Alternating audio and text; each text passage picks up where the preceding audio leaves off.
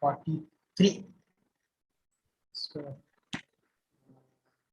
last 2 to 3 weeks, we are going weekly once. Usually we go weekly Saturday and Sunday. Due to some mess ups with lockdown and things, so we are going weekly once for past 2 weeks, I guess, 2 3 weeks. So today is chapter number 43.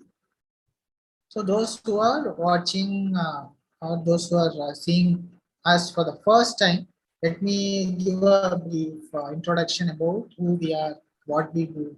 So Vaayusastra is an IIT incubated startup spreading awareness of aeronautics, aerospace among school children, college students using uniquely designed methods.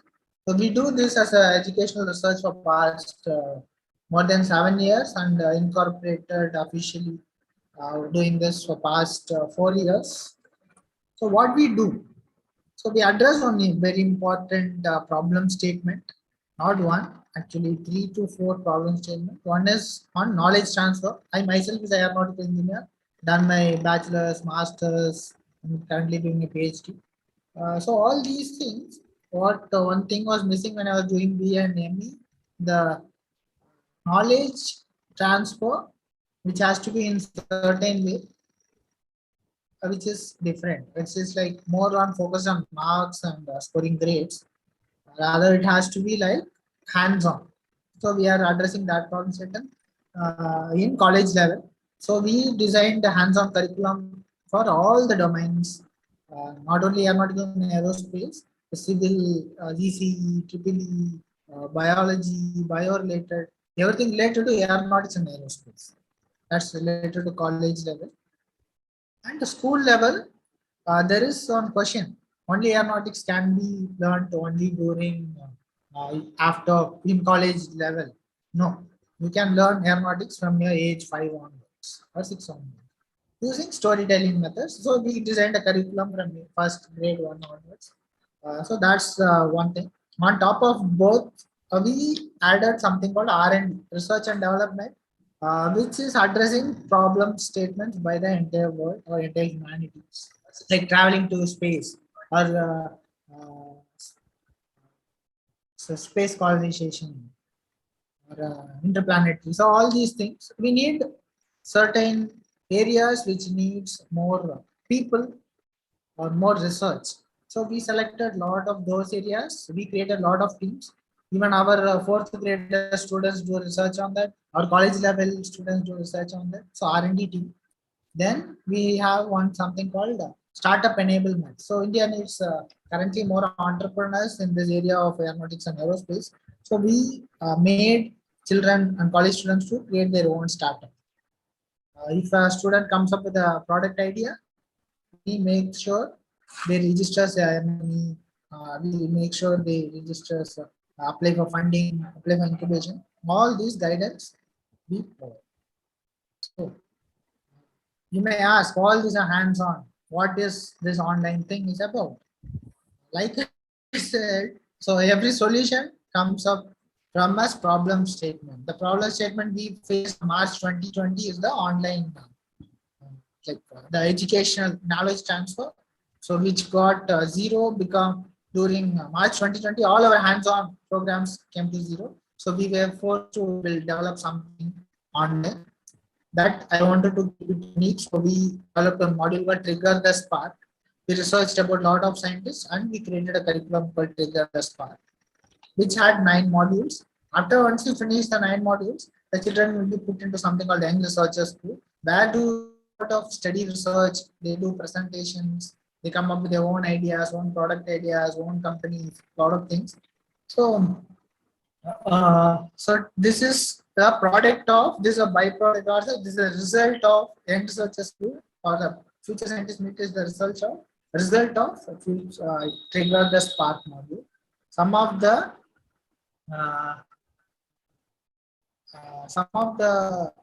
outcomes or the spark, whatever we have seen, maybe I'll show it to you what are the achievements, some of the notable things which happened by end of this thing, I'll share my website.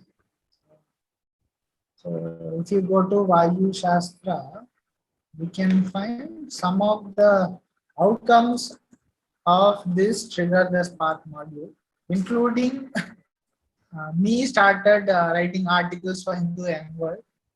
That is one that happened because of this online module. Other than that, we have a page called Hall of Fame page in Vaayusastra website. Loading.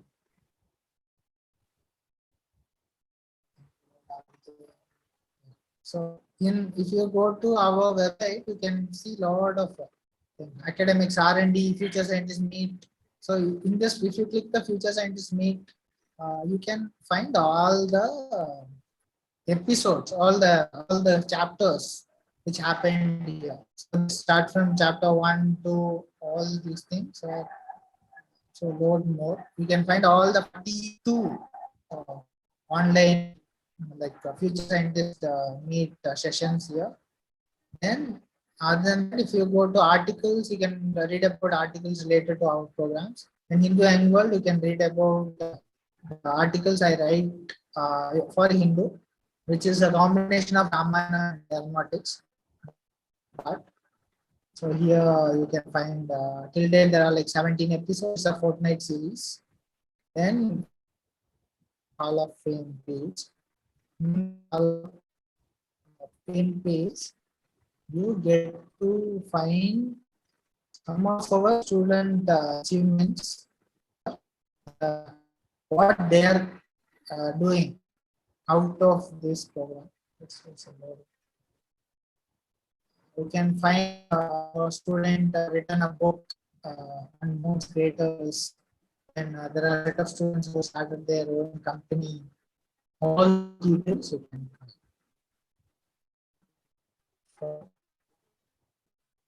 So likewise, every week we have a certain set of students.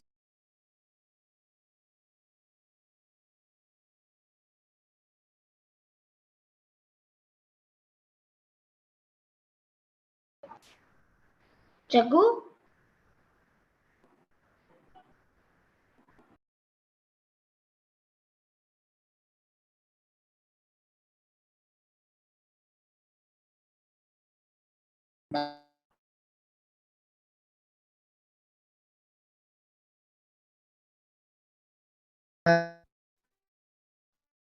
Am I audible?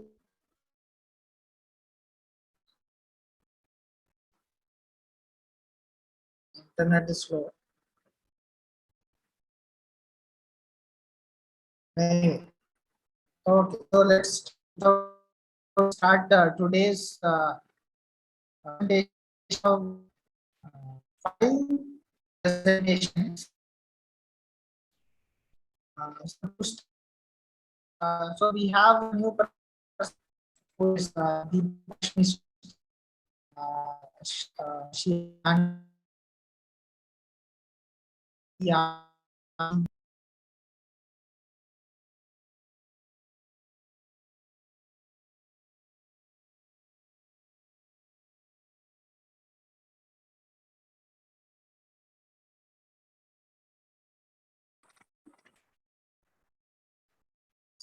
Space Force. Hello, am I audible? Yeah. Guys, can you hear me?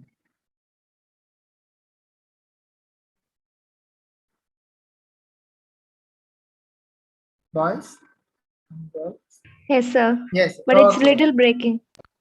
Yes, sir. Little breaking. Okay. Okay. So today we have 5 presenters. The first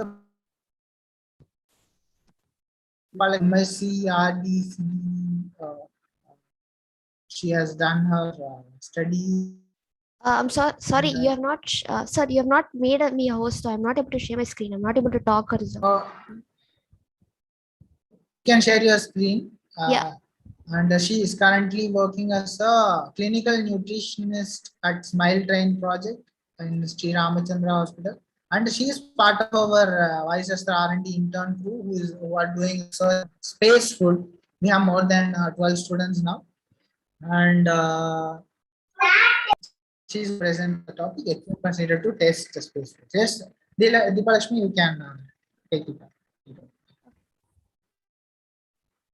So I'll be discussing on the topic equipment needed to test and prepare spaceports. So as sir introduced, I myself is Deepalakhsmi. So I'm a clinical nutritionist mind and project. So I'll be going into the slides. So let's see. So the outline of the presentation. And Deepalakhsmi, you can keep your So I'm sorry. you can keep your video on so that your face. Yeah. You can keep your video on so that your face will be visible for the people live. Sure. Watching it live. Okay, so the outline of the presentation will be like I'll be discussing on the introduction of space food and importance of the space food and what are the factors to be considered while preparing space food and equipments needed to test and prepare space food. So let's see what is space food.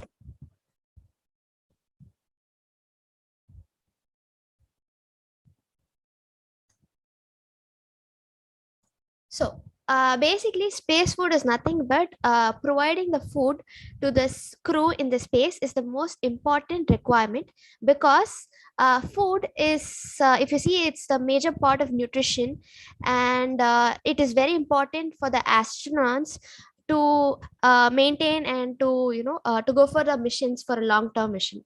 So providing a proper and an appropriate and a safe food is very very important. Food is not only for the physiological requirements but also for a psychological needs for the astronauts for to themselves to for a refreshment or a joy that they happen to be taking during the space missions. So if you see, there are certain factors to be considered or certain importance should be given to the space food. You will not be able to get the food like how we eat like a typical or a North Indian or a South Indian dish. The same type of food will not be the ones that will be getting for the astronauts. So the food will have to be prepared in such a way that it will be suitable for the astronauts requirements. Like if you see the temperature, the microgravity, and they will be under a lot of pressure and the weight, the lot of other factors that will have to be considered while planning the foods. So I will be talking about each and every factor and then I'll be discussing more on the equipments required. So what are the factors required for space, I mean factors to be considered for space food? If you see, number one is safety. See, so if let's say the mission is going to be for 3 or 5 years, so the food that we prepare it in our kitchen, you cannot use it like more than a day. But you have to prepare a food for the astronauts for a long period. So when you're talking about a long period, there should not be any risk of food poisoning or a food associated risk. That is, see, if you keep a single food for a day or two, there will be a microbial contamination. That is, the bacterial growth will be there. Risk of fungus or mold or bacteria, anything which will cause food poisoning like gastroenteritis or any issues or diarrhea will be happening. And for the food to be given in a proper medium, the food will have to undergo something known as microbial testing. That is, it will be tested for microbes such that there will not be any contagious pathogens where the astronauts will be put to risk. So the food safety is very very important. So if you see, the food will have to undergoing a lot of procedures, that is the processing, right from the sensory evaluation. Sensory evaluation is you will have to test the taste the food, whether it's palatable, that is good in taste, good in flavor, is it good in appearance, is it good in texture. All of this will be in a part of food safety. The second point is food stability. That is, there will be a lot of ingredients that will be required for preparing a food, and the equipments that will be required for preparing the the food processing. And as I said, it has to be there for a longer duration. That is like 5 years or something. So if you see the mass, the volume, the storage, everything will have to be stabilized. That is, it should be the same. The food should not degrade. It should not be degrading. Like for example, let me say in 2022, I'm preparing a food. The food should be the same throughout for the next 5 years. That is, the food should not get decomposed, it should not get contaminated, the package color should also not change. So it should be stabilized. That is, the ingredients, the nutritive value should also be the same throughout the period. So that is about the stability. Next, the palatability. That is, the astronauts should like the food. It should not taste something like bittery, or it should not, they should, it should, the food should be like for the taste. They should feel okay, it's good, it's nice, it's tasty. It should not be like, oh, what is this, it's so bitter in taste. That should not be the way. So, and astronauts, the color should also be an attractive state, so that the astronauts will feel happy when they have the food. They should not feel like, okay, they should not feel like, the same food has been given for a long time, and they will get a kind of a tiredness, or they would feel like, if the food has not been given in a proper or good condition. Even if we go to a restaurant and we think the food does not look good, do you feel like eating? No. So the similar way, the astronauts also, they should also feel like, it is very nice to look, and it is palatable in taste. So that should also be one of the factors to be considered. Next is nutrition. So there are some nutrients like the macronutrients and micronutrients, like carbohydrate, fat, vitamins, minerals. Everything will have to be in a balanced way. That is the vitamins and minerals including. So when the food is being prepared, we'll have to make sure that there is a proper nutrition. That is, there should not be any deficiency of any micronutrients like a hidden hunger, or vitamin A, vitamin D, vitamin K. All of this should not be deficient. And the supply of the nutrition, it should also be balanced. That is, like for example, let's say the restaurants will require some 2500 calories, means they will have to require 2500 calories. A meal should contain approximately 300 to 400 kilocalories. So there should not be any insufficient calorie supply, because that could lead them to be fatigued. And plus, since they are all in space, there will be a lot of microgravity, and not much of a physical activity will be there. So if you're not providing a proper adequate nutrition, they cannot concentrate on their work, they cannot do their work well. And another important thing we'll have to talk about is inadequate preservation. That is, when the food is not being preserved in a proper environment or proper method, the food could go degrade. It could degrade. The nutrition composition can change. Or the another reason is toxicity. That is, when there is an excess of nutrients like vitamin A or vitamin D, which can be cause hypertoxicity. So, which will result in some side effects, like particular nutrition, when there is an excessive consumption, might cause, will result in toxicity. So that also will be have to be considered. Another thing is variety. See, if you're going to have sambar rice, like let's say we are going to take sambar rice for every day in like at least, like say we are consuming it in a week, every day sambar rice. Do you think we will be happy about the food that we eat? No, definitely not. We will be bored of the food. We'll be like, "Oh, if there is no other option and this is how it is," we'll feel like, oh my god, this, it's like worst, and your day will also not be good.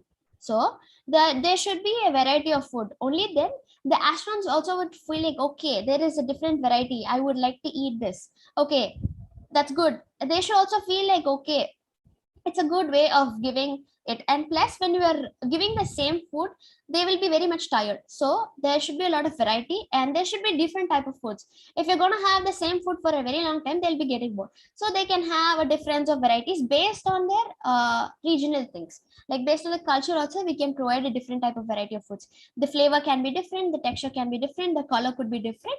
Such ways, it will be encouraging for the astronauts to have the food. And the reliability. So just like that, without any measures, we cannot send the food. We'll have to validate the food. That is, we'll have to check under various hostile environment, so that the food is validated or it is reliable. Another thing is, it should be easy to use for the astronauts. They should not take time in preparing food. Like it will be very difficult for them to go for a preparation like how we do. So it should be very easy for them. It should be like time saving for them. So we have to preparing it in the form that it is easy for them to use. So these are some of the factors that we will have to consider for the space foods. So next, if you see, there are different types of space foods. So there are like 7 to 8 categories of space foods. First is dehydrated beverages. That is, the beverages like juices or all, they are dehydrated. That is, it will be in a powdered, or the water content will be like completely reduced, like it will be completely lost, and the astronauts will have to rehydrate the beverages and consume it. That will be under dehydrated beverages. The next category is going to be fresh foods. That is, fresh foods are something, the shelf life of the product will be there for max 2 days. So like fresh vegetables, fresh fruits, those foods can be used. Next, number 3 is irradiated food. Irradiated food is nothing but the food that prepared for the astronauts. It will be under it will be processed under radiation, use of gamma rays, so that the food is been free of pathogens, so that the shelf life of the product can be enhanced. Similarly, the rehydratable foods also, that is the dehydrated foods. When we add water and rehydration, it will be changed into rehydratable foods. Again, thermostabilized foods, that is the food that has been packaged. They will be put up into a high pressure volume, and there is also intermediate moisture foods and also high pressure processing. There are a lot of different types of space foods. We will see in detail as I specify the method. So first, if we see, the equipment that we're going to discuss is freeze drying equipment. So this is how typical freeze drying equipment looks. So these are the racks where you will keep the food and it will get freeze dried. So let's see how it has been done. So if you see earlier days, like in 1970s or 1980s, coffee was the only food that was being given for freeze dried food. Later came vegetables, fruits, the meat, fish, dairy products, the herbs, and flavorings, and were all freeze dried. So if you see the freeze dried, it uses a process called lyophilization. That is, it helps in lowering the temperature of the product below the freezing. So below freezing is below -0, and so the temperature of the food product will be like, it will be completely reduced, and then a high pressure vacuum will be applied on that product to extract the water in the form of vapor. That is, let's say we are having the milk, we are keeping the milk into this deep freezer. So the temperature of the milk will be completely under the freezing. So that is, it will be frozen. Okay, it will be like completely frozen, and then you use a high pressure vacuum. So when you do that, you extract all the moisture, the water content in that, which will result in a more of a powder. Like when you release the, when you take up the water, it will be in a powdered form. So the water will be extracted in the form of vapor. The vapor will be this is the condenser. So the condenser, the vapor will be collecting by the condenser, which will turn to ice, and that will be removed. So if you see this process, when you do it, it does not affect any, the physical structure of the food will not be reduced, and you can preserve it for a long period. This is one of the method which is known as the freeze drying method. So next method we have is microwave assisted thermal sterilization. So see, if you see, any food will have to be sterilized. That is, it has to be free of moisture, free of pathogens, free of microbial contents. So if you see this, it has a two-way combination. One is it uses a combination of pressurized hot water, and there is also microwave energy particles that will pass. Two things: there will be a hot water pressurizing, and there will be a microwave energy to sterilize the food products. If you see this particular method, it takes a very shorter duration when you compare it to a normal thermal stabilization method. And if you see, the nutrition, the particles are being sensitized to less damage will be there. So I will just explain how it is done. So if you see, you could see a lot of sessions here, like cooling section, a microwave heating, a conveyor, a wave guide, a preheating section, and you have a packaged food with FO temperature sensor. This is just for to check the temperature of the food that is being given, and you have a microwave generator with a temperature monitor. So let me tell you how it works. So basically, if you see, it helps in eliminating the microorganisms and pathogens which will impair the quality of food.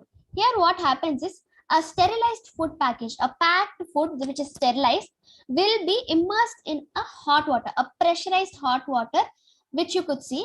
It will be pressurized hot water where it will heat the packaged food with the microwave energy at a frequency of 915 megahertz for 10 to 15 minutes.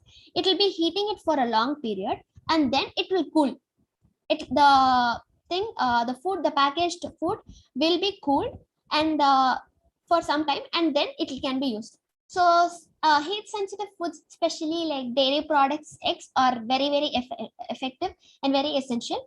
Also, we can use other foods like seafood, meat, rice, grains, vegetables can also be used. So next method, if you see, is known as irradiation method. So irradiation, as I said, it helps in use of, with the help of gamma rays. We can use it. The image that you see is using of cobalt. So if you see, there are only 3 methods of irradiation of food that FDA and FSSA have approved. So if you see, FDA has approved, FDA is Food and Drug Administration from US, and FSSA, Food Safety and Standards Authority of India. They have given irradiated food as those which undergo use of gamma rays or X-rays that is being generated from machine that is operated below an energy of 5 million electron volts, and we can use only 3 in irradiation methods, that is cobalt 60, caesium, and an electron beam. So this food radiation is nothing but you apply the ionizing radiation to a food. So it will help in improving the safety, and the shelf life can also be increased. Just like we pasteurize milk, right? And canning fruits and vegetables, this irradiation can also very safe. You might think, okay, if we're going to irradiate it, when we use some gamma rays, we feel, okay, gamma rays, people say it's bad for radioactive, and we say it's bad for health. But it's not that case.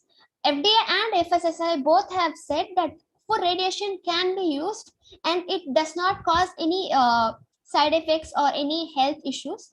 And only thing they're saying is there is a measurement that should not be greater than 60 million electron volts. So that is what. So it should be less than 5 million electron volts. That's what is the only thing that they mentioned. So food radiation is also a very good method that can be used. So another method is known as high pressure processing, where I'll explain. So this is how a high pressure processing equipment will look like. So here what happens is we saw that the freeze drying, we use the cold method, whereas the thermal stabilization is a hot method. High pressurizing processing, it's a non-thermal method, which is there is no heat that you apply here. Whereas in the previous method that we saw, you apply heat. Here, you don't apply any heat here. So it's a non-thermal food preservation method where you inactivate the pathogens and vegetative spoilage microorganisms, where you use pressure rather than the heat. So here, the pressure has been used. So if you see the HPP, it uses a pressure of about 400 to 60 megapascal or 58,000 to 87,000 pound per square inch. So this is based on the American unit, and another unit. So we can talk about megapascal unit. It is used where the food, food is being chilled at a temperature of about 45 degrees Celsius, less than 45 degrees Celsius, where it allows the food to be preserved with minimal effects on the taste, taste, texture, the appearance, on the nutritive value. So it is completely based on the pressure and not on the heat, completely on the temperature, the heat. So this is how the HPP would look like. I'll just explain how it goes. So if you see, you could see the roller, like how it goes. So if you see in this basket, the food has been the basket will contain the product that we're going to load into the HPP chamber. Here, the water will be pumped into the HPP chamber to apply isostatic pressure. Isostatic is nothing but an equal pressure will be starting. Then, as the product moves inside, the product will be held at either at 87,000 pound per square inch or about 25 to 27 of megapascals to inactivate the microbial activity, and then the product that we sent inside will come out, and it will be ready for the refrigeration until it has been consumed. If you see, these are some of the benefits of HPP. That is, it helps in reduction of 5 log reduction of pathogens. And if you see the shelf life when compared to other methods like freeze drying or thermostabilize, HPP, it is about 2 to 10 times longer shelf life will be there. And you don't use any preservative or chemicals here. We are just using pressure here. So it is completely clean labels. Whereas in irradiation, we use gamma rays. Here we don't use anything like that. Only the pressure is used. And if you see the food, it reduces the food waste. That is, it improves the end channels profitability. And if you see, since that's a normal thermal process, that is, since we're not using any heat, the food will be the same. That is the taste, the texture, the nutritional value, it will maintain the throughout. And if you see it, it decreases the risk of product recalls. That is, it protects your brand reputation. So these are some of the benefits of HPP when compared to the other equipments. So another important thing that we'll have to talk about is the food. Whatever method we might use, we have to pack it in a proper material so that it will not affect any of the food. So if you see the ISS and ISRO, FSSI, they have all saying that all the rehydratable and the bite-sized foods, it will have to be over wrapped with an aluminum foil laminate, and it has to be vacuum sealed. That is why we are vacuuming sealing, is it help in the improving the barrier properties, which is, so let's say we are just packing it with a plastic or something else. Over a period of time, the plastic could also degrade, or it could cause some effects. The food and packaging material can cause an interaction. So that's why we are using an aluminum foil laminate and a vacuum seal for preparing the shelf life of the, for improving the shelf life of the product. So if you see, vacuum sealing is another important equipment which have to be used. And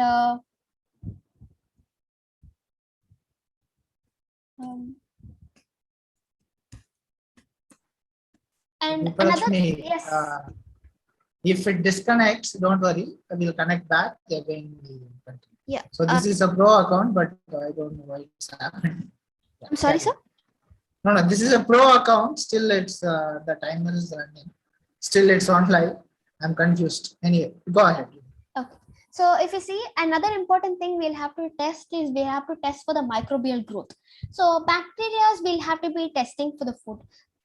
See, any food that you prepare, since we're going to use it for a long period of time, we'll have to take a sample of the product and we'll have to use. So there are a lot of methods for bacterial count, that is the microbial properties. The normal method we use, a conventional typical method we use, is the plate method. That is, we take a sample of the food, we keep it in a petri dish, and we wait for the food to check for the microbial analysis. So when I was searching into a research and when I went and did of a review of literature, I found this method as the most easiest method and it's a very ready to use. This method is known as a compact dry method. If you see, it will reduce the time that you require for a microbial testing, because if you see, the conventional method will take a very long time for you to check the microbial content, whereas this method, it's very easy. And if you see, it will increase the productivity and it also increase the efficacy of the product. So if you see, it can be used to test raw materials and finished products like food, beverages, etc. So here, this is how the machine would look like.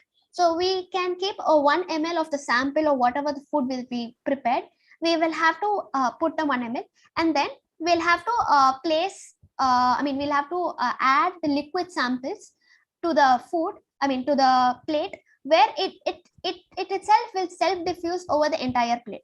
So if you see this method, if you see, once you put the liquid sample, there will be a development of colors. So based on the colors, we can identify what type of bacteria is being there. See, the bacteria will be developed by redox indicators. Redox is nothing but it's a combination of oxidation and reduction reactions and chromogenic substrates. So some of the bacteria that can be identified with the colors, or if you see, if there is an indication of a blue or a red color, it means E. coli and coliforms bacteria are there. And if there is a blue or a green color indication in this kind of thing, there